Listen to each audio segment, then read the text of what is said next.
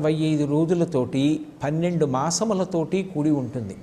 మనకి చైత్రమాసంలో శుక్లపక్షంలో వచ్చేటటువంటి మొట్టమొదటి తిథి అయినటువంటి పాడ్యమి నాడు కొత్త సంవత్సరం ప్రారంభం అవుతూ ఉంటుంది. మనం చాంద్రమానాన్ని అనుసరిస్తాం 60 సంవత్సరములు. ఈ 60 సంవత్సరములే మళ్ళీ వృత్తంగా తిరుగుతూ ఉంటాయి.